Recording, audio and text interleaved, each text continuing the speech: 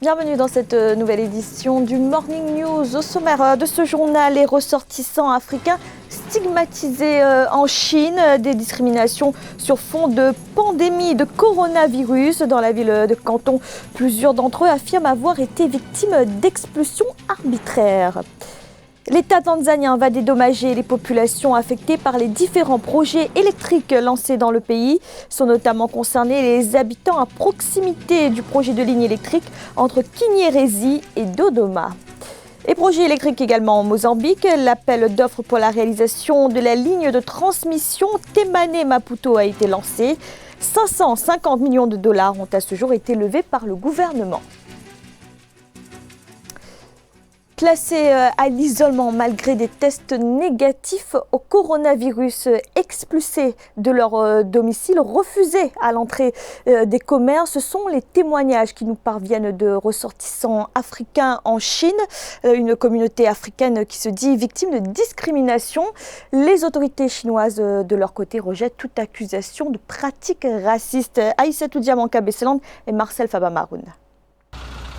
En Chine, les Africains victimes de discrimination et d'actes racistes sont en colère. Refoulés des hôtels, mis à la porte de leur logement, arrêtés arbitrairement ou violentés, de nombreux Africains crient à la discrimination et dénoncent les mauvais traitements à leur encontre ces derniers jours à Canton, dans le sud de la Chine, dans le cadre de la lutte contre le coronavirus. Je crois que les Africains qui sont discriminés ont bien raison de protester. Parce que je crois que, sincèrement, ils sont discriminés par rapport à la couleur de leur peau. D'ailleurs, dans le lot, il y a aussi des Afro-Américains. Et je trouve injuste qu'on arrête des gens de force pour leur imposer la quarantaine. Je trouve injuste qu'on sorte des gens des hôtels parce qu'il y a des hommes d'affaires qu'on a mis dehors. Comme ça, simplement parce qu'ils étaient noirs, qui se sont retrouvés à dormir dehors. On a expulsé certaines personnes de leur logement. Donc simplement parce qu'on est parti d'une rumeur. Tout est parti d'un communiqué de la municipalité indiquant que 5 personnes de nationalité nigériane sont testées positives au Covid-19, ce qui conduit les autorités chinoises à tester 2000 personnes d'origine africaine, toutes confondues. Mais cela ne s'arrête pas là, la chasse à l'Africain est déclarée. Je crois que ce sont les autorités de certaines contrées chinoises qui ont poussé le bouchon un peu trop loin pour arriver à ce degré de violence discriminatoire. D'ailleurs, je crois que le gouvernement chinois aujourd'hui est au courant et a déclaré qu'il allait arranger la situation. Du côté des services de l'immigration, les mesures se durcissent. Vendredi 10 avril, le pouvoir central de Pékin a annoncé que tout étranger ne respectant pas la quarantaine sera banni de 10 ans du sol chinois.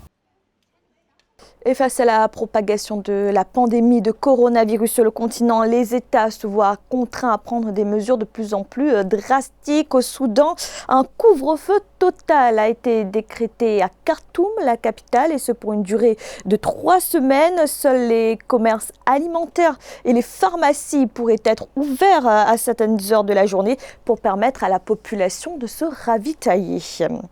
Et outre le confinement, certains pays misent sur le dépistage massif face à l'épidémie, à l'instar de l'Afrique du Sud. Le gouvernement sud-africain a décidé de déployer des équipes médicales à travers tout le pays. 10 000 médecins, infirmiers et bénévoles sont mobilisés. L'objectif est notamment d'éviter une accélération de l'épidémie dans les quartiers déshérités. Nelly Claude Ebessa. Malgré l'instauration du confinement, l'État sud-africain a donné son autorisation à quelques sites miniers de poursuivre leurs activités. Il s'agit des mines indispensables à la production de l'électricité. Les mines de charbon et celles de la transformation de certains minerais continueront ainsi de fonctionner. L'économie sud-africaine dépend fortement du secteur minier. Donc une telle décision va permettre alors notamment de renforcer les capacités opérationnelles alors des sites miniers. Je rappelle bien que quasiment depuis une décennie, le secteur minier en Afrique du Sud n'attire pas des investisseurs. Avec le développement des sites miniers en Afrique de l'Ouest, au Ghana, en Sierra Leone, au Mali, beaucoup d'investisseurs aujourd'hui commencent à s'orienter vers cette partie de l'Afrique. Les secteurs miniers ne sont donc pas tous concernés par les mesures de confinement liées à la crise sanitaire mondiale. Mais dans l'ensemble, la filière est à l'arrêt. Le gouvernement redoute l'impact sur l'économie déjà en récession. Les mines contribueraient jusqu'ici à hauteur de 7% du produit intérieur brut. Je dirais que le secteur minier reste très important dans le développement de l'Afrique du Sud. Donc une telle décision en réalité n'aura pas d'impact réel. Parce que l'économie sud-africaine reste une économie très extravertie, orientée notamment vers l'extérieur, avec des fortes dépendances de la croissance économique en Chine, aux États-Unis et en Europe. Alors que dans cette partie du monde, nous avons un ralentissement général. Donc c'est donc évident que cette décision va juste permettre de maintenir les capacités de résilience, mais n'aura pas d'impact significatif en réalité en termes de trajectoire prévisionnelle. La croissance économique a été prévue quasiment depuis la fin des années 2019. Le nouveau coronavirus vient fragiliser un secteur en déclin car victime des variations des cours des matières premières et de la hausse des coûts de production. La filière minière emploie plus de 450 000 personnes qui sont désormais dans l'incertitude de retrouver leur travail après la crise. Et cette pandémie a de lourdes conséquences sur les économies africaines. Les petites et moyennes entreprises sont les plus durement affectées par la crise. Au Rwanda, certaines banques ont donc décidé de prendre des mesures en leur faveur, à l'instar de la réduction des taux d'intérêt sur les prêts accordés à ces PME. Nelly Cladebessa. Au Rwanda, le secteur bancaire contribue à sa manière pour soutenir ses clients pendant la pandémie de coronavirus. Les clients de I&M Bank Rwanda bénéficient d'un allègement de remboursement du prêt bancaire. L'établissement financier a réduit son taux de base de 16,5% à 16%. Une décision prise pour soutenir les clients et leurs entreprises pendant la période de récupération post-Covid-19. C'est 0,5% de points que le taux d'intérêt a perdu. 0,5% des points est très élevé pour jouer dans la capacité à faire du bénéfice d'une banque. Sur le plan pratique, cette décision est excellente pour aider les entreprises clientes de la banque à sécuriser les investissements. La confiance entre les clients PME et la banque va aller de façon exponentielle. La direction générale de I&M Bank Rwanda a déclaré que la réduction s'appliquerait à ceux qui gèrent actuellement des prêts et à ceux qui emprunteront dans les prochains jours. La réduction qui devrait coûter à la banque entre 80 millions et 100 millions de francs rwandais au cours des premiers mois apparaît comme un soulagement pour les petites et moyennes entreprises qui gèrent actuellement des prêts. Les PME représentent la majorité des entreprises au Rwanda et contribuent à environ la moitié du produit intérieur brut du Rwanda ainsi qu'à l'emploi. Consciente de leur rôle dans l'économie, l'intervention d'I&M Bank Rwanda cherche à améliorer leur position pour récupérer et rebondir.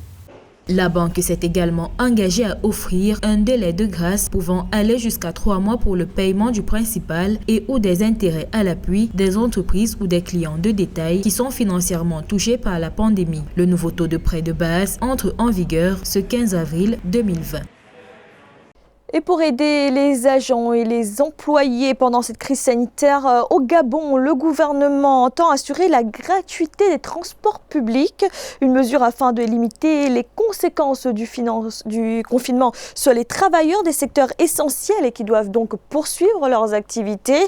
Le plan de mobilité a été arrêté par le ministère des Transports et sera financé à hauteur de 6 milliards de francs CFA.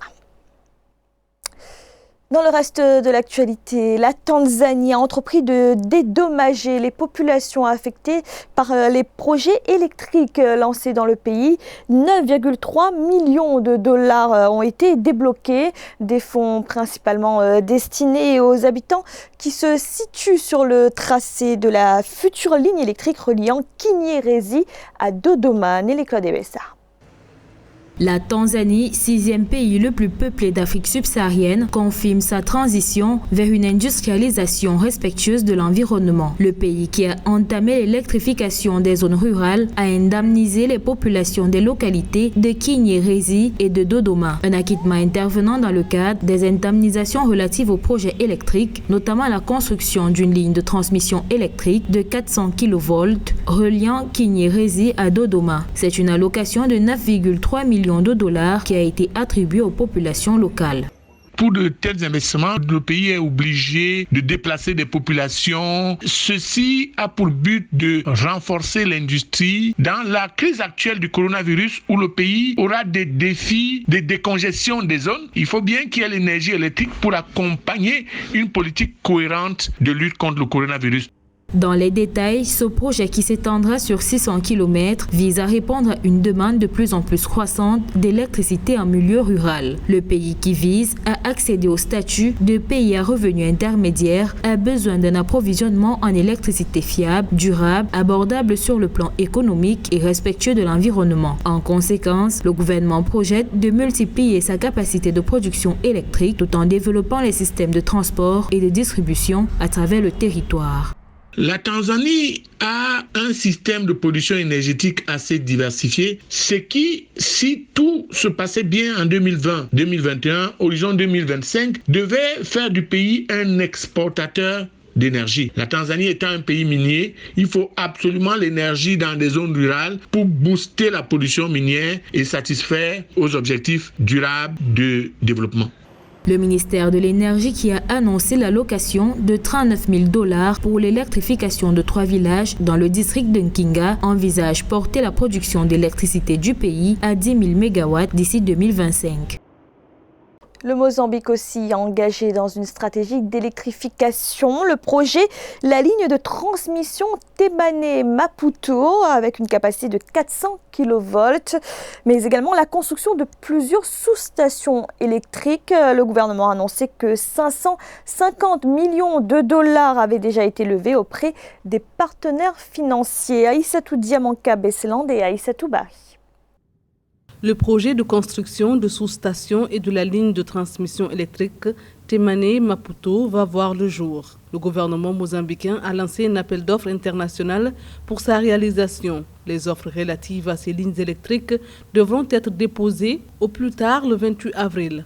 3 lots composent ce marché de financement. La section de ligne électrique Vilanculos-Chibatu, longue de 340 km, celle de Chibatu-Matalan, qui mesure 180 km, et la ligne Matalan-Boané avec 43 km. L'approche du gouvernement mozambicain va dans le sens, d'une part, d'intéresser les investisseurs du secteur industriel en leur garantissant une fourniture constante et stable de l'énergie électrique, mais d'autre part aussi en garantissant une meilleure qualité de vie à ces populations qui auront désormais accès à l'énergie. Un autre projet est également prévu, celui de la sous-station électrique à Vilanculos, à Chibatu et à Matalan, ainsi que l'extension des sous-stations de Maputo.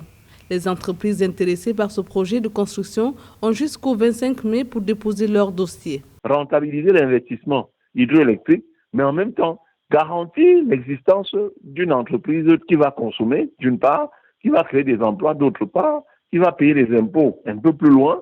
Et de mon point de vue, que le gouvernement mozambicain envisage donc de faire tous ces aménagements va dans le sens justement de garantir un tissu industriel local. À noter que 550 millions de dollars ont été déjà levés par le gouvernement mozambicain auprès des partenaires financiers. Cette sous-station aura une capacité de 400 kV. L'ensemble des infrastructures pourrait entrer en service d'ici fin 2023.